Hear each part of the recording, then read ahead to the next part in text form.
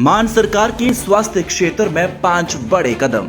आम आदमी क्लिनिक की स्वास्थ्य सेवाएं अब घर बैठे व्हाट्सएप पर उपलब्ध। आम आदमी क्लिनिकों में 107 तरह की मुफ्त दवाइयां। आम आदमी क्लिनिकों में 47 तरह के मुफ्त टेस्ट। आम आदमी क्लिनिकों में एंटी रेबीज का मुफ्त टीका। आम आदमी क्लिनिकों में गर्भवती महिलाओं का मुफ्त इलाज। यही है नया पंजाब, जहां इलाज भी मुफ्त और मान सम्मान भी पूरा, क्योंकि लोगों की सेहत है सरकार की जिम्मेदारी।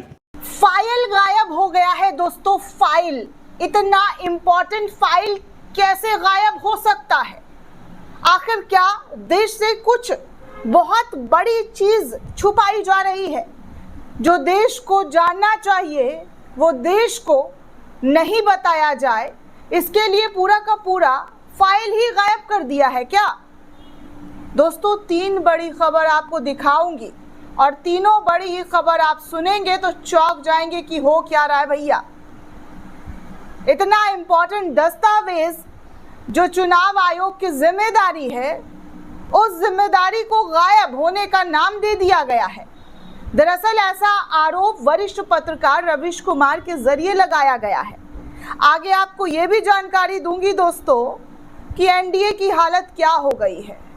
एक ऐसा सर्वे, एक ऐसा रिपोर्ट निकलकर सामने आया है जिसमें मोदी सरकार की पूरी नींव हिलाकर रख दी गई है। मोदी का मैजिक खत्म हो गया है। वहीं तीसरी बड़ी खबर आपको ये भी बताऊंगी कि राहुल गांधी ने कमर कस लिया है। कमर के साथ साथ मुराठा भी सर पर बांध लिया है। वो तमाम तस्वीरें, वो तमाम खबरें एक एक करके आपको रखूंगी, लेकिन सबसे पहले फाइल गायब होने की बात, जानकारी जो निकलकर सामने आई है, उस जानकारी को ज़रा आप भी जानिए और समझिए कि चुनाव आयोग पहले सीसीटीवी फुटेज देने से मना कर रहा था कि भैया सीसीटीवी फुटेज नहीं दे सकते हैं, लेकिन अब, जी हाँ, अब जो है चुनाव आयोग ने फाइल देने से भी मनाही कर दी है। चुनाव आयोग कह रहा है कि उनके पास कोई फाइल ही नहीं है। दरअसल दोस्तों, रवीश कुमार ने सोशल मीडिया पर ट्वीट करते हुए क्या कुछ लिखा है वो मैं आपके सामने रखना चाहती हूँ। रवीश कुमार का ये ट्वीट इस वक्त सोशल मीडिया पर आग की तरह वायरल हो रहा है। दरअसल दोस्तों, रवीश कुमार ने एसआईआर की फाइल को लेकर बड़ा खुलासा किया है कि क्या एसआईआर की फाइल ही नहीं है? ऐसा कैसे हो सकता है? चुनाव आयोग फंस गया है। जी हाँ, जिस चुनाव आयोग से बार बार सबूत मांगे जा रहे हैं, सीसीटीवी फुटेज मांगे जा रहे हैं, फाइल मांगा जा रहा है, दस्तावेज मांगा जा रहा है, वो फाइल, वो दस्तावेज जो है चुनाव आयोग के पास है ही नहीं, फाइल ही नहीं है। क्यों भाई? इतनी बड़ी जानकारी, देश की जानकारी, इस देश के आवाम की जानकारी, वो गायब कैसे हो सकता है दोस्तों? ऐसा पॉसिबल है क्या? क्या वाकई चुनाव आयोग के पास कुछ भी, जी हाँ, दिखाने को नहीं है? जो चीज़ देखना चाहिए था, समझना चाहिए इस देश के लोगों को, वो है ही नहीं। इस बात को लेकर दोस्तों चुनाव आयोग, जी हाँ, एसआईआर की फाइल ही नहीं है, ऐसा कैसे हो सकता है? चुनाव आयोग फंस गया है। इस खबर पर मिसलीडिंग का ठप्पा भी नहीं लग सकता है कि फाइल नहीं होने की बात गलत है। फिर लोग पढ़ेंगे कि फाइल अगर है तो आरटीआई के तहत क्यों नहीं दी जा रही है। कम से कम यही बता दें कि फैसला चुनाव आयोग ने ही लिया है या किसी और ने नहीं। आप लोग सावियत और स्वतंत्र है ना? दरअसल दोस्तों, द रिपोर्ट कलेक्टिव के हवाले से एक जानकारी जो है साझा की गई है, जिसको लेकर रवीश कुमार ने खबर को रीट्वीट किया है। और रिपोर्ट कलेक्टिव ने क्या लिखा है ज़रा मैं आपको स्क्रीन पर दिखा दूं। दरअसल रिपोर्ट कलेक्टिव लिखता है कि चुनाव आयोग नागरिकता संबंधी दस्तावेज तो मांगता है, लेकिन एसआईआर पर अपने दस्तावेज देने से इनकार कर देता है। हमने एसआईआर पर चुनाव आयोग को भेजे गए 4 आरटीआई अनुरोध पर नज़र रखी, जिनका अब तक कोई जवाब नहीं आया है। अब आप समझ सकते हैं दोस्तों कि चुनाव आयोग का जवाब ना देना, ये अपने आप में बहुत सारे सवाल खड़े कर रहे हैं कि चुनाव आयोग बार बार अपनी मनमानी कैसे कर सकता है? चुनाव आयोग के ज़रिए इस तरीके से कैसे जनता को नहीं किसी भी तरीके का सामान देने की जो है बात की जा रही कि भैया हम आपको ये चीज़ें नहीं पहुंचा सकते हैं। पहले तो राहुल गांधी को ही साफ मना कर दिया और केस करने की बात कर दी, धमकी दे दी कि भैया ऐसे कैसे कर सकते हैं, ऐसे कैसे दिखा सकते हैं। और अब फाइल का जो जानकारी मांगी गई है उसके बारे में भी कहा जा रहा है कि भैया गायब है, जानकारी ही नहीं दी गई। मतलब चल क्या रहा है? चुनाव आयोग सीधे मुंह आकर बताए कि चल क्या रहा है, वो सीधे तौर पर बता दे तो जनता वो भी जान लेगी और संतुष्ट हो जाएगी कि चुनाव आयोग के मन में चल क्या रहा है। क्योंकि जिस तरीके का प्रेस कॉन्फ्रेंस हुआ है वो देश ने देखा और उसको समझ में भी आ रहा है। अब चलिए दोस्तों, दूसरी तस्वीर, दूसरी खबर बिहार से राहुल गांधी की सामने आ रही है। आप देखिए कि राहुल गांधी ने कैसे कमर जो है भारतीय जनता पार्टी और चुनाव आयोग को लेकर कस लिया है और इसकी ताज़ा तरीन तस्वीर आपके सामने है।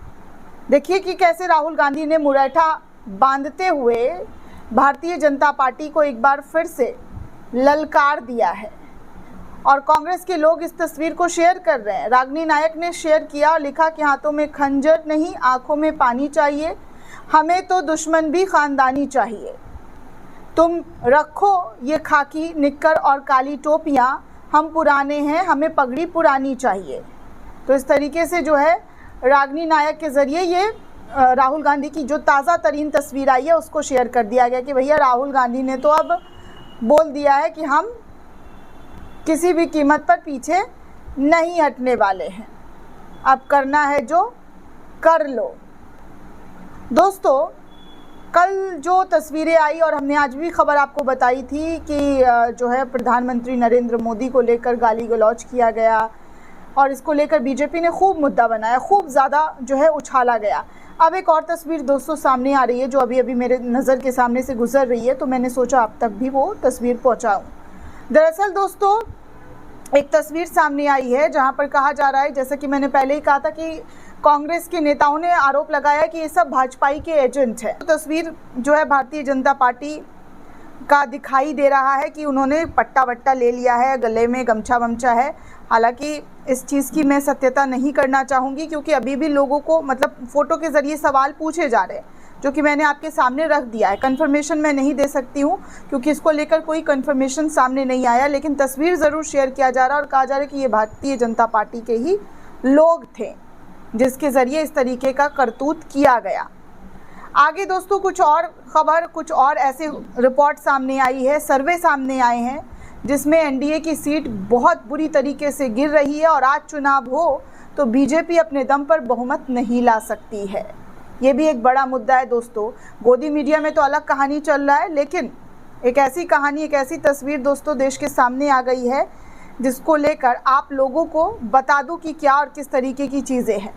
दरअसल दोस्तों इंडिया टुडे सी वोटर ने 1 जुलाई से 14 अगस्त 2025 के बीच mood of the nation survey में देश की राजनीति की सोच बताई है, जिसमें 2,06,826 लोगों की राय शामिल की गई है।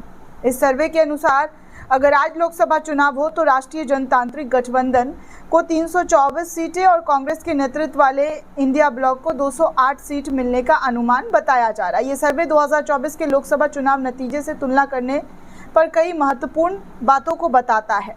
सर्वे के अनुसार एनडीए को 324 सीटें मिलने का अनुमान है। एनडीए जो 2024 के लोकसभा चुनाव में प्राप्त 293 सीटों से काफ़ी अधिक है। ये एनडीए के लिए एक मजबूत प्रदर्शन बताता है। हालांकि फरवरी 2025 के सर्वे में एनडीए को 343 सीटें मिलने का अनुमान था, जो अब 19 सीटों की कमी दिख रही है। यही कमी एनडीए के लिए एक चेतावनी हो सकती है, जिसकी वजह से उसकी लोकप्रियता में कमी लगातार घट रही है। सर्वे में कहा जा रहा है कि बीजेपी को 260 मिलने का अनुमान है, जो 2024 में प्राप्त 240 सीटों से मामूली बेहतर बताया जा रहा है, लेकिन बहुमत के लिए आवश्यक 272 सीटें से अभी भी बीजेपी पीछे चल रही है। ये बताता है कि बीजेपी को अभी भी अपने सहयोगी दलों पर निर्भर जो है रहना पड़ेगा। फरवरी 2025 के सर्वे में बीजेपी को 281 सीटें मिलने का अनुमान लगाया गया था, जो अब 21 सीटों की कमी बता रहा है। यही कमी बीजेपी के लिए एक आंतरिक चुनौती है, खासकर जब वो वोट चोरी जैसे विपक्ष के आरोपों का सामना कर रही है। एनडीए की बढ़त के बावजूद बीजेपी का बहुमत से पीछे रहना बताता है कि उनकी व्यक्तिगत लोकप्रियता में कुछ कमी आई है। ये शायद क्षेत्रीय मुद्दा, आर्थिक चिंता या विपक्ष के आक्रामक प्रचार का नतीजा हो सकता है। एनडीए की सफलता सहयोगी दलों की ताकत पर निर्भर करती है, जो गठबंधन की स्थिरता पर सवाल उठाता है। सर्वे के अनुसार इंडिया गठबंधन को 208 सीट मिलने का अनुमान है, जो 2024 में 234 सीटों से कम है। हालांकि फरवरी 2025 के सर्वे में अनुमानित 188 सीटों की तुलना में ये 20 सीटों की बढ़ोतरी बताई जा रही है। कांग्रेस की 97 सीट मिलने के अनुमान है, जो कि 2024 में 99 सीटों में से लगभग समान है, लेकिन फरवरी में 78 सीटों का से अनुमान बेहतर जो है दिखाई दिया जा रहा है। राहुल गांधी के नेतृत्व में इंडिया गठबंधन ने कुछ हद तक अपनी स्थिति में सुधार लाई है। सर्वे में 50% लोगों ने राहुल के विपक्ष नेता के रूप में प्रदर्शन को अच्छा करार दिया है और 28 ने इसे शानदार बताया है। यही उनकी बढ़ती लोकप्रियता को बता रहा है। विशेष रूप से वोट चोरी जैसे मुद्दों पर बीजेपी के खिलाफ आक्रामक रुख के कारण राहुल गांधी की लोकप्रियता लगातार बढ़ रही है। दोस्तों, इंडिया गठबंधन की सीटों में कमी दर्शाती है कि 2024 के चुनावों में उनकी अप्रत्याशित सफलता को लगातार बनाए रखने में चुनौतियां हैं।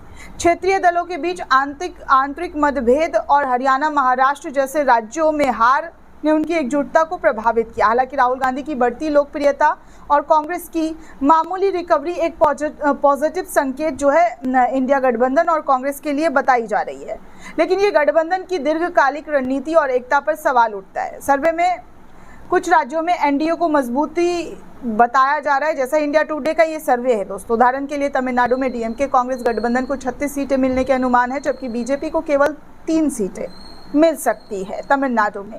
ये बताता है कि दक्षिण भारत में बीजेपी की पैठ अभी भी सीमित वैसे की वैसी है, वहाँ उनका वैसे ही सफाया है।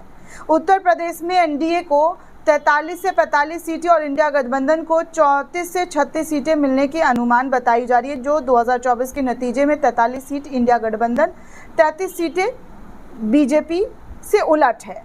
अब आप सोच सकते हैं दोस्तों कि बीजेपी का साउथ पर जो राज करने का सपना है वो वैसे का धरा है। 3 सीटें, मतलब आप सोच सकते हैं दोस्तों 3 सीटें क्या मायने रखता है।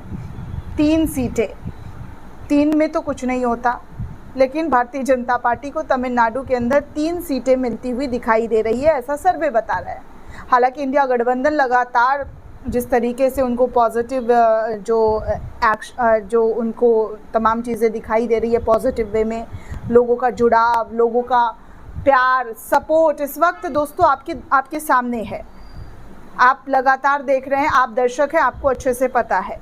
और भारतीय जनता पार्टी की क्या स्थिति है और किस तरीके से एनडीए में लगातार सिर्फ फुटबॉल की खबर भी आती रहती है, ये भी आपको मालूम है। लेकिन सर्वे में बीजेपी अभी भी अपने दम पर सत्ता में वापसी नहीं कर सकती है, जब तक कि उनके सहयोगी उनको सपोर्ट ना करे। ये स्थिति है मोदी जी की लोकप्रियता की। दोस्तों, इस पूरे रिपोर्ट को लेकर आप क्या सोचते हैं, आपकी क्या प्रतिक्रिया है, हमें कमेंट करके ज़रूर बताइएगा। साथ ही साथ चैनल को ज़्यादा से ज़्यादा लाइक, शेयर और सब्सक्राइब करना बिल्कुल भी ना भूलें। शुक्रिया दोस्तों।